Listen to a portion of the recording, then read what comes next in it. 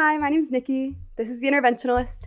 And today I want to talk about something very near and dear to lesbian culture and lesbian history, which is pillow princesses and stone tops, or pillow princesses and touch me nots. I tend to hear stone top and touch me not used sort of interchangeably colloquially, though I don't know if I would define them as the exact same thing, but just for the sake of the video, because it's more conceptual, I'll probably go between the two words and be referencing the same thing. So I'll just give neutral definitions. A pillow princess is someone who doesn't enjoy or has boundaries around giving in sexual intimacy, whatever that is.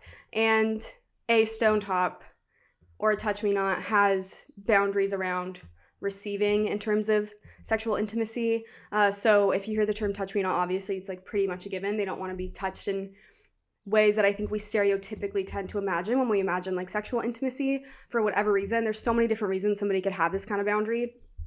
Or a stone top, I think, is a little bit more ambiguous, and I think that could maybe reference somebody who just genuinely doesn't really get pleasure from that kind of touch or receiving in sex. Maybe less so that they are very, very adamantly maybe uncomfortable with it. I don't know. It just, the general idea that the way that they like to receive in sex or what they feel comfortable receiving is outside of the stereotypical, especially sort of heterosexually understood norm related to sex. And those are two terms and two identities that are very near and dear to lesbian culture, and yet so many people, even within the lesbian community, seem to be against it or averse to it. It's so bizarre to me for so many reasons, but this is inarguably something that has been our roles, our identities that have lived within lesbian culture for a long time. I think a good book to read that you can kind of see this actually lived within history and maybe some of the reasons behind it, which can often be through things like trauma that can lead somebody, for example, to be a stone top or a touch me not, to develop those kind of boundaries. A good book is Stone Butch Blues by Leslie Feinberg. I would always recommend that. It's heavy, it's dark. I think most people who are interested in queer culture, lesbian culture, tend to read it. But I would recommend that if this is something that you're interested in, maybe what led to the evolution of somebody becoming a stone top or things related to that. But it is a heavy read, so I do just, that's a heads up if you are interested, but I would recommend it. Anyways, this is a thing that's been inarguably rooted in lesbian culture, and yet I see such weird, hateful takes about it from other gay people on the internet. And recently I've seen a couple that I just thought were really weird and disturbing, against both accusations against both pillow princesses and stone tops or touch me nots. And one was a video on TikTok, and it was a girl. I was like, why is this even coming up on my For You page? What the fuck? It was this girl, and she was essentially saying, I hope this finds the right audience. Well, it didn't. She's like, I hope this finds the right audience, but I'm just going to say it what I think we're all thinking. A pillow princess isn't a real gay. A pillow princess isn't a real lesbian. That's it. Hope this finds the right people. She was getting enough hate in the comments, people just trying to educate her, but then some people also just being what the hell is wrong with you? But it just was so, frustrating to hear. And that was the video I saw related to pillow princesses. And then the one for touch me nots and stone tops was actually a really disturbing take that I feel if you're on lesbian TikTok, you might have seen. I almost don't even really want to repeat on here, but it was a very weird take, making it sound like if someone's a stone top or a touch me not, they're predatory. It was a very disturbing. I have to think that it was purposefully made just to provoke rage, because it was very weird. Either way, within the past 2 weeks, I've seen two, what I would argue, really naive, harmful, and just incorrect, undeniably, inarguably incorrect takes on these very lesbian culturally rooted experiences and identities. And there's so much to be said for this, right? Okay, then just let people live. If you don't want to be with a pillow princess, then don't. If you don't want to be with a touch me not or a stone top, then don't. And they can be together and they're a great fit, right? Whatever. There's so much to be said about it, because there's nothing wrong with either, nor do they define your identity. It's just how you prefer to experience sexual intimacy within the people that you are attracted to, which then defines your identity in whatever way you're attracted to them. Not the way that you choose to explore in your very subjective, personal, intimate moments, that attraction. It's so weird. I just don't get it. It's so bizarre to me. But it made me think about something else, which is the way that socially and culturally we continuously, and without even realizing it, devalue emotional work and emotional labor and like emotional attunement and emotional giving.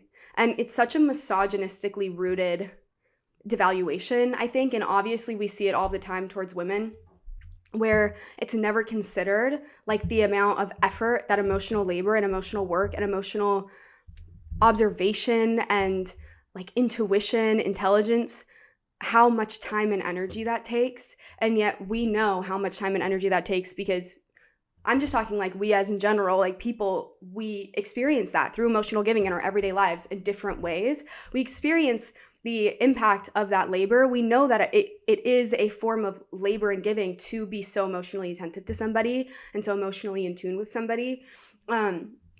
Whether that be a friendship in a professional setting, in a familial setting, in a relationship, to be very deeply emotionally attuned to somebody is a form of emotional labor. It actually reminds me of something that was written in, I've referenced this so many times, but there's this thesis that has to do with consent. It actually has to do with like fanfic and consent, but in it was talking about the concept of emotional labor and emotional work. And while it's talking about it in a different way, I do think it points out the way that it is still a form of emotional work. Like it actually is a form of emotional work. And here's just like a quote from it that highlights this. I just feel like it's important to note. Emotion work was first proposed by sociologist Arlie Russell Hochschild as the work involved in managing feelings to bring them in line with societal norms and expectations. Emotion work is performed predominantly in private contexts such as family, unlike emotional labor, which is performed in public settings, and particularly the workplace. In the original definition, emotion work is performed on the self and is the not necessarily successful attempt to induce or inhibit one's feelings to make them appropriate to a particular situation. Hochschild identifies 3 techniques of emotion work: cognitive, attempting to change ideas or images in order to change the feelings associated with them; bodily, attempting to change physical signs of emotion; and expressive, attempting to change expressive gestures such as smiling or frowning to change how one feels. And then it like follows it with how it's related to what this was being written about, but I also still think it's kind of relevant. And it says, so it's talking about like fiction and narratives and fan fiction and tropes and whatever. It says, it is the heroine's emotion work that causes the change in the typically gruff, cold, indifferent hero, and it is the reader's emotion work that enables them to read the hero's motivation for his gruffness, coldness, or indifference as ultimately moved by love. So all that to say, really the only reason I wanted to point that out is because emotional work and emotional labor are things that have been acknowledged in psychology and sociology. We know are real things. Like these are genuine forms of work and labor, and that they have been and continue to be devalued. Like even based on this, like it is devalued, and it often is what we would consider to be the heroine. And so like in culture, it's women, or I would say anyone being perceived as feminine is immediately put in a position where they are expected to perform this like disproportionate level of emotional labor or emotional work. I would say that's a pretty fair assessment. And when I think about pillow princesses and I think about stone tops and I think about touch me nots and I think about the dynamics in sex, and to be completely transparent, I've played both roles. I've been with people who are stone tops and touch me nots, and therefore I played the opposite, the equal opposite. I was a pillow princess, and I've been someone who did at one point in my life identify as a touch me not, because I was very uncomfortable with touch for my own personal reasons. For some people, it's something that, you know, is a flexible, it changes. Like for me, because of, I don't know. The point is, for some people, that is who they are, and it will always be who they are. And for other people, you know, things are fluid. And for me, that was something that evolved. So I don't identify that way anymore. But there's a period of time where I did, and I was with pillow princesses. And the one thing that I can say from both those perspectives is they were both equally fulfilling and satisfying. And I have also been in verse relationships. So like I've been in each position, and in each situation, in each position, I was equally like fulfilled. And I just use that as an example to say that this is not theoretical to me. Like I know that you can find genuine physical and sexual intimate fulfillment, or fulfillment through intimacy, in these dynamics and with these identities, because I have, and because I am a person who can find fulfillment in these things. And the point is that just because somebody isn't giving in the stereotypical ways that we imagine, because of, I would say, like very heteronormative cultures and heterosexist cultures, what it looks like to give, and to give in a way that is meaningful, we just completely ignore that there are people who have different experiences, subjective experiences related to pleasure that don't always look like what we've been told pleasure must look like in order for us to experience pleasure, particularly related to sex. Because I think we have often as a culture such like a single-minded approach to it, which is like if you are having sexual intimacy, the way that you should experience pleasure is this. And if you don't experience pleasure this way, then you're broken. And I think that's such a fundamentally dangerous idea to propose for so many different reasons, because it completely erases human subjectivity on both like a physical, I would say like anatomical level, and also just like an emotional, very like intimate existential level, because not everybody's body reacts or functions in the same manner in terms of arousal for so many different reasons.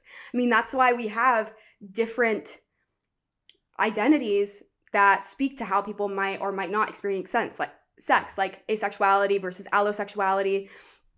Not everybody's body responds to physical sexual stimulation the same way or experiences arousal in the same way.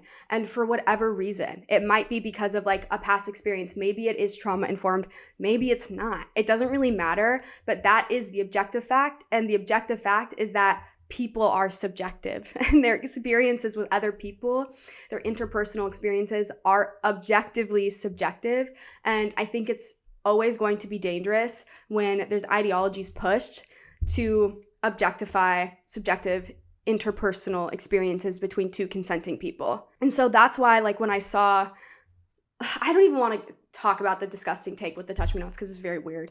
But like when I saw the take related to pillow princesses, where it's like you're not actually gay if you don't give in the way that, when this person is saying that, they're very obviously like being very, I would say, they're perpetuating a very stereotypical, cisgendered, heterosexual idea of sex. If you don't give in the way that we understand sex that way, then you're not actually gay. And so by doing that, this girl in this video is applying an objective definition to what defines valid sex or like valid sexual expression, and then also giving a very discriminatory definition of what defines lesbianism, and an incredibly like dehumanizing definition, because now you're not only dehumanizing and discriminating against people who are lesbians, the various colors of people who are lesbians in terms of like their attraction and how they choose to express it sexually or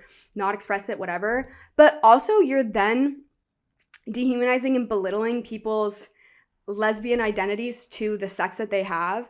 And I just find that to be so disappointing, and it's something I can't stand whenever I see, because relationships and romantic relationships are not defined by sex. You can have a romantic relationship that does not involve sex, and it is an equally valid and meaningful and important relationship to a romantic relationship that does involve sex.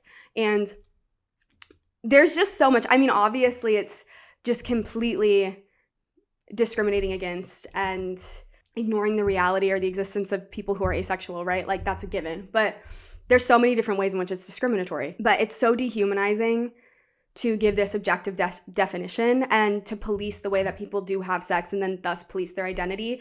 And it's always interesting to me that people who are queer, and I imagine in so many different other ways, will advocate for like subjective experiences and expression of our identities. I'm willing to bet that video of that girl that I saw, she'd probably, obviously, if she's an open lesbian, she probably advocates for the fact that people can have like gay marriage because they're two people. Like, why should anyone else police the kind of love that they have and what defines love or marriage, right? But yet she wants to police what people do in the bedroom as how to define their identity and whether or not she's going to put an okay stamp on it, like, yes, you can be a lesbian. It's very weird. It's very weird, and I'm going to guess very hypocritical of her that she doesn't even realize. That's my guess. I'll never know, but I would be shocked if it wasn't hypocritical in some ways.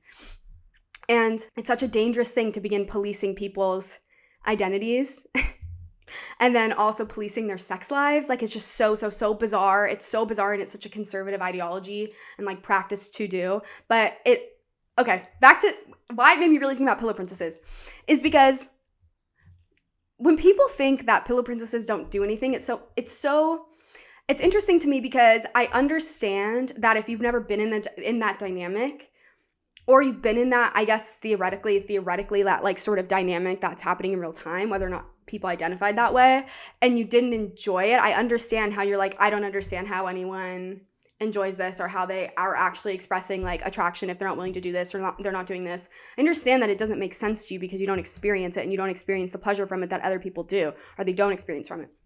So I understand that it doesn't make sense, but just because something doesn't make sense doesn't mean that it doesn't exist or that you shouldn't respect it.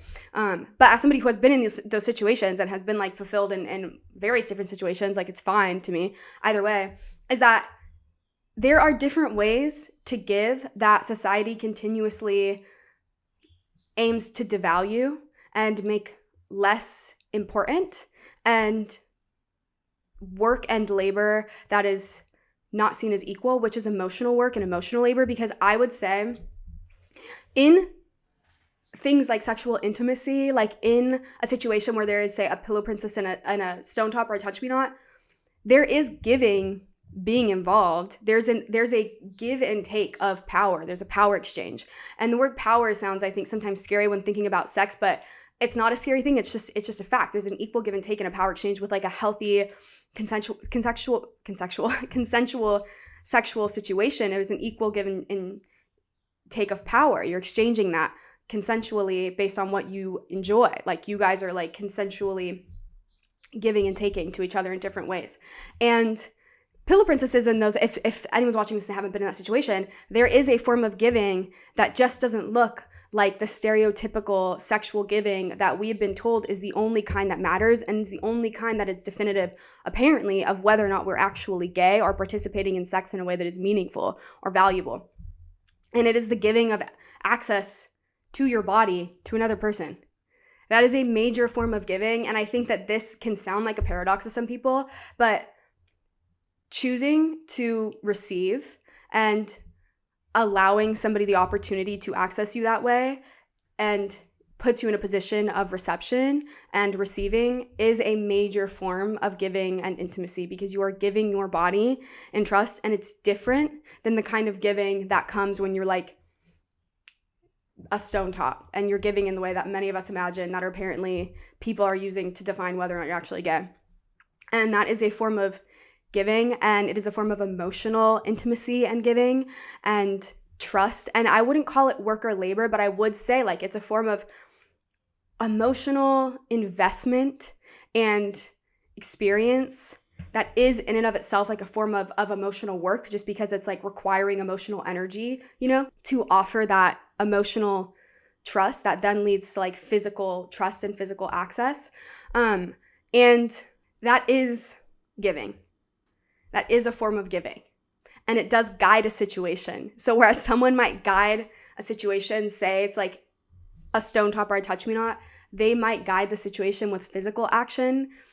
In this case, a pillow princess guides the situation through emotional access and guide it through allowing it, because they're allowing themselves to be given to and to receive. And so there's like an emotional guide work that is being given and held up by somebody playing that role, say a pillow princess's role, versus somebody playing the role of somebody physically, like with their hands, guiding a situation.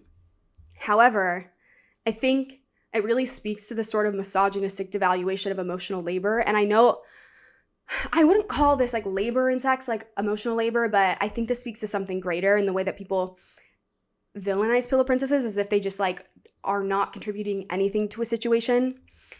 Obviously, like it's just silly in my opinion. But the point is, I think it speaks to a greater narrative of emotional labor not having the same value that physical labor does. And I think that's such a sexist ideology that we face in so many different ways in our lives. And yet it makes me really like sad to see that being perpetuated within the queer community towards each other in like a community that already exists outside of the norm.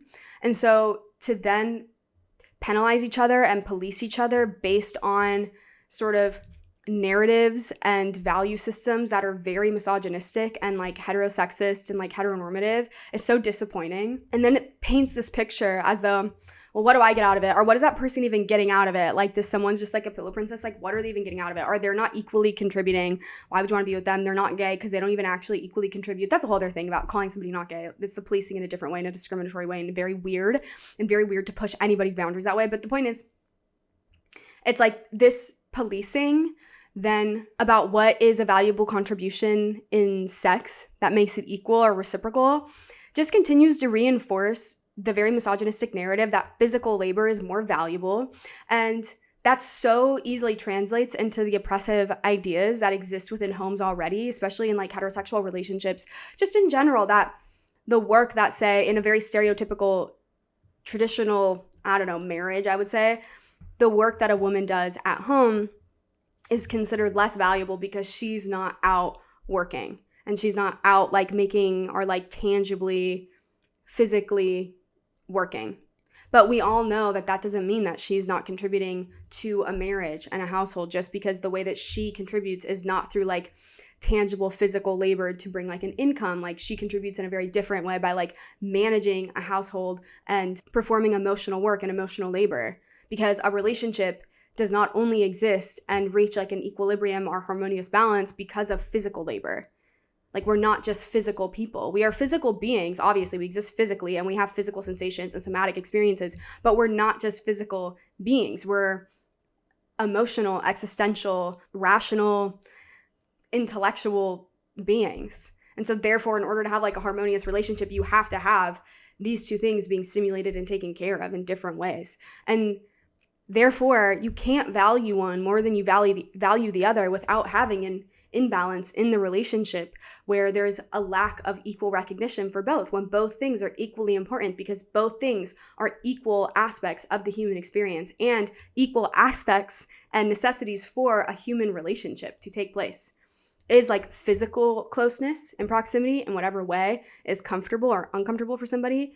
And I even just mean like physical safety, like feelings of physical safety around a person, like somatic safety, different things. Like, there's the physical experience that you have to have accompanied.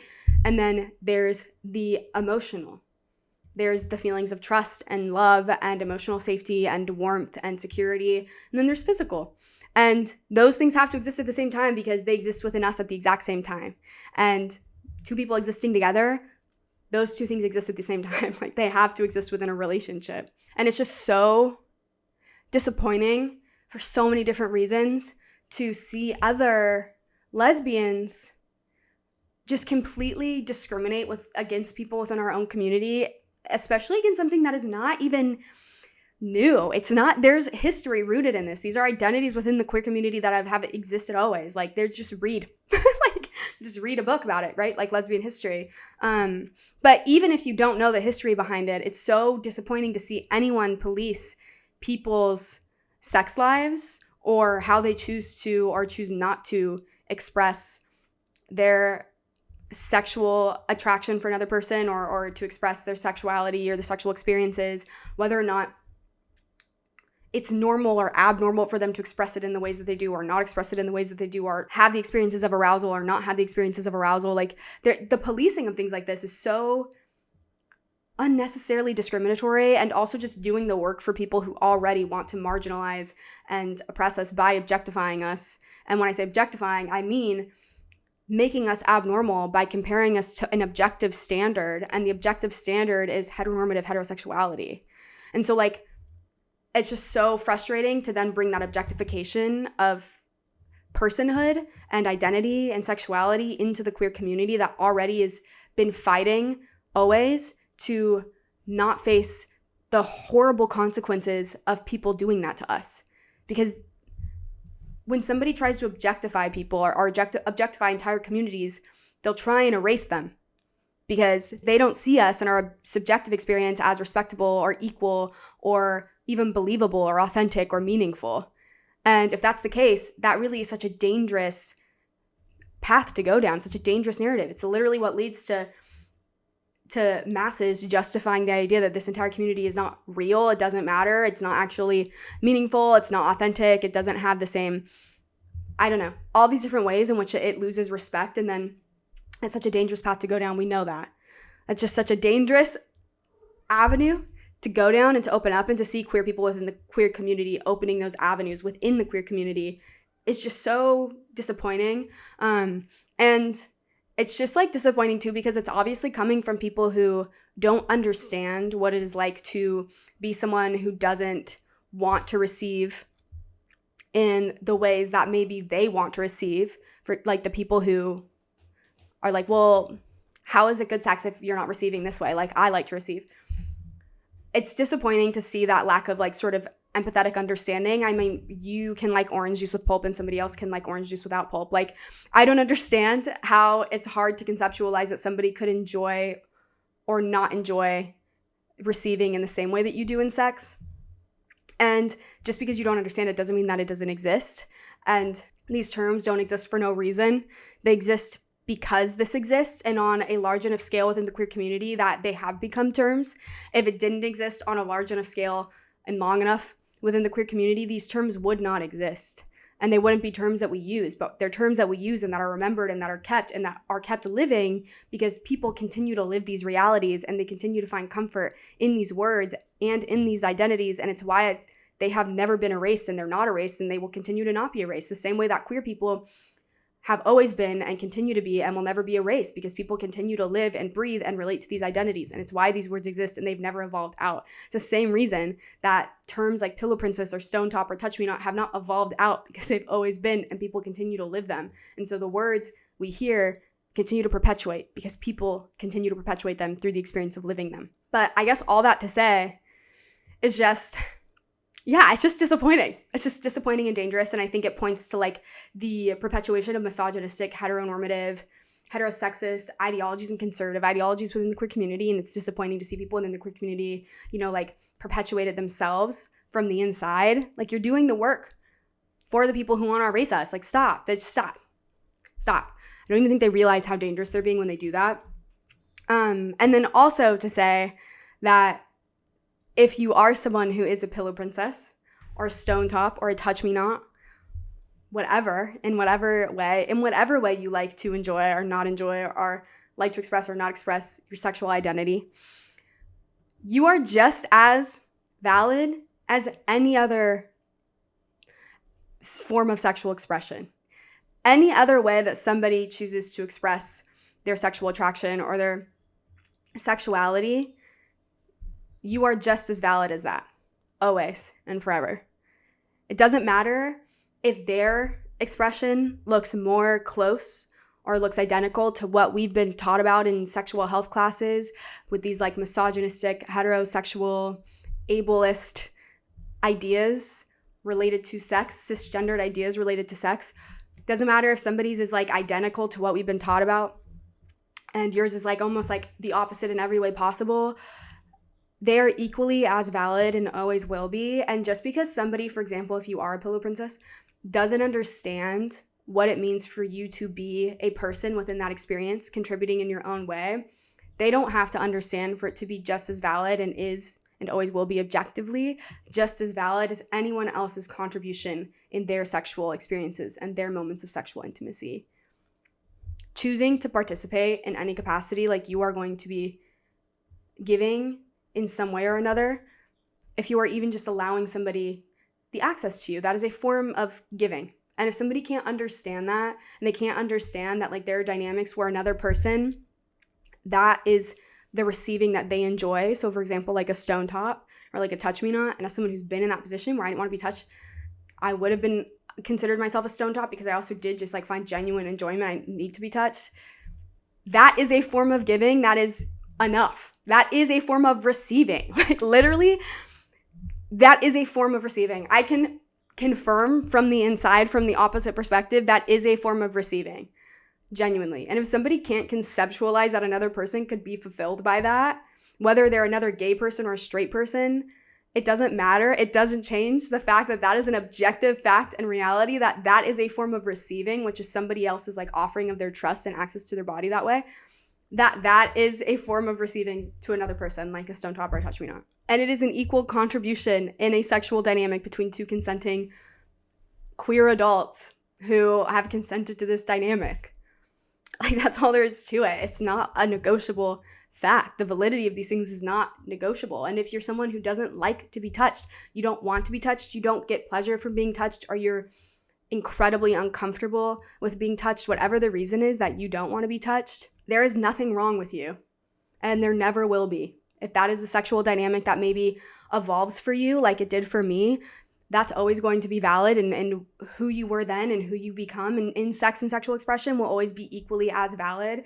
And if it is something that stays, and that is your living identity always in relation to sexual expression, then you will always be just as valid in that. And there's nothing ever that is wrong with that, or that isn't enough. In either of these identities, whether you're a pillow princess or a touch me not or a stone top, these will always be enough, and they will always be more than enough, because they are you and you're more than enough, and you don't need to change to be enough. You just are enough.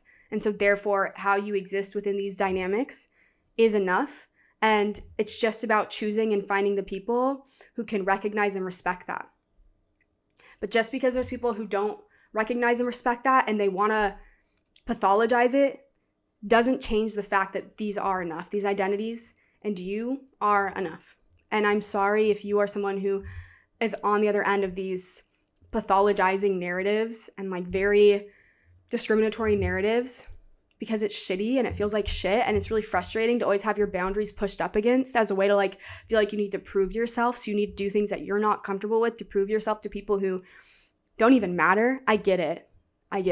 Trust me, I get it, because I have been in both these positions. And I was also with people when I was really uncomfortable with touch. I did not want to be touched, and I did not, tell you right now, experience physical or emotional pleasure from being touched. That was not where I was getting pleasure if it was sexual intimacy, because I was not in a place where that would be arousing to me. But being in a position with like somebody else where I could provide pleasure, that was like arousing. But I had people who pushed against it, and like I wish they would have just been like, okay, we're not compatible, versus like trying to push and push and push for me to allow them to touch me in a way that like crossed boundaries, and then me feeling like I have to question myself or change myself in order to be enough in this situation, or to be valid in the situation, or to do the right thing. And the reality is like there is no right thing to do. It's just doing what you feel comfortable with and what you feel safe doing. And anyone who wants to push your boundaries related to safety and security and comfort, especially in things like, but especially in things like sexual intimacy, they can just truly fuck off. And I'm so sorry if you've ever experienced that in any capacity ever. And I feel for you. I remember how deeply, deeply disorienting and uncomfortable it was to be in those situations. And I'm so sorry if you've experienced that. And just know you will always, always be enough, and you are not weird or abnormal. And it's not some weird pathology to have preferences and boundaries in sex that people just don't understand. And it's really disappointing that other gay people won't understand it, but it still doesn't change the fact that it's not abnormal or weird or not valid. It just won't. It doesn't matter. Their opinion is not fact. And it's just disappointing that people continue to spew that opinion as though it is fact. Such a harmful opinion. It's incredibly annoying. But I just hope you can remember that. And I hope that whatever sexual intimacy you do have ever in any way is always only what you are comfortable with and what you feel safe experiencing or not experiencing. Always. That is what matters more than anything ever, is your safety and your security and your comfort, especially in any kind of like physically intimate situation. And I'm so sorry if anyone has ever tried to take that from you for some greater oppressive discriminatory narrative. No. That's just not true, and it's stupid, and they can fuck off. But I just hope this can be a reminder that your safety and your comfort always come first, and sex can look like literally whatever you want it to look like, so long as it looks like something that makes you feel safe. Pillow princess, touch me not, stone top, not, switch, verse, doesn't matter. Do you feel safe? Then it's valid and it's enough and it's okay. And it's normal. And it's normal. I don't even like the word normal, but it's normal, because I think sometimes it's important to remind ourselves we're not abnormal. You know, considering like so many people try and push this idea that we're abnormal for being anything other than this objectified, discriminatory, oppressive human narrative. And people are inherently subjective. So it's just disappointing. When I saw those takes, it disappointed me. I felt disappointed as a lesbian. I was disappointed in that fellow lesbian who said that.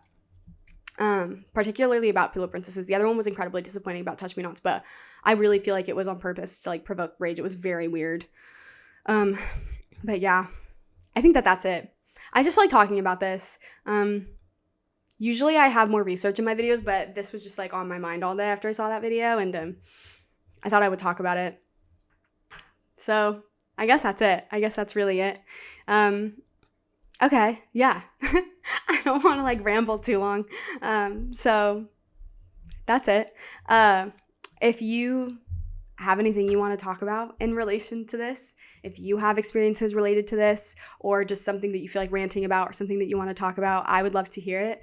If you feel comfortable sharing it, if you want to share it here in the comments, I'd love to hear it. I'm sure other people would also as well, because I know this can be something that can make us feel alone or feel ashamed of, because there's people actively shaming it. So if it's something you feel comfortable talking about, I'd love to hear it, and I know others would as well. So it's not only welcomed but wanted. And if there's anything that you want to talk about maybe related to this you don't feel like sharing publicly, you can always send it to me directly. My email will be down below. And if you want it published like on a website, I can publish it. Or if you want to send something like a video, I have another YouTube channel for your video submissions if you would like to do that and there's something you want to talk about, anything at all. But that's all going to be down below. And what else? I also have a Patreon. I have a video. So if you watch this one and you're interested in this next one, I have a video up there that'll be up by the time this is up as well, about the experience of learning to receive in general, but also like how that can manifest in like physical intimacy. But it's a general, I think, thing that we can learn, especially if we've gone through trauma. The experience of learning, or the skill even of learning to receive and feeling safe to receive, and how you might be able to learn how to feel safe receiving, I think is kind of like the idea. Learning how to feel self-safety in being a receiver in so many different ways that you can receive. That's what the video is going to be about. So that'll be linked down below. And yeah. The Patreon is just more mature topics. So like that video will also be like talking about receiving and also like sexual intimacy, which is why it'll be over there. But the Patreon in general is just more mature topics, more explicit, just because I don't think they're appropriate here. But there is a subscription if you're interested. It's $5, but there's 2 videos over there that are free that'll always be free. So if you want to see what they're like, these more mature topics, they're over there. Those 2 are like heavier, but not all the videos are going to be heavy. But if you're interested, they're over there. So yeah, that's just like a heads up if it's something you're interested in. Okay, yeah, I think that'll end it here. And again, if you want to share anything, there's anything you want to talk about at all, just to rant, to share, to connect, things that you're like wondering, questions that you have, feel free to do it here or to send it to me. I'd be honored to hear it, to read it. And I think others would also be honored to hear it or read it, whether it's in a comment or a submission, in a video, in a voice memo, in a piece of writing, whatever it is. I know people would be honored and happy to hear your voice. So please share it if you would like to. And okay, yeah, I'll end it here before I just keep rambling. So you're always valid. Remember that your sexual identity is always valid no matter how you choose to express it. And I will see you in the next video. And if you go watch the Patreon one, I will see you over there. And okay, yeah, that's it. I hope you have a good rest of your day. Thank you for watching, and I will see you in the next video. Bye.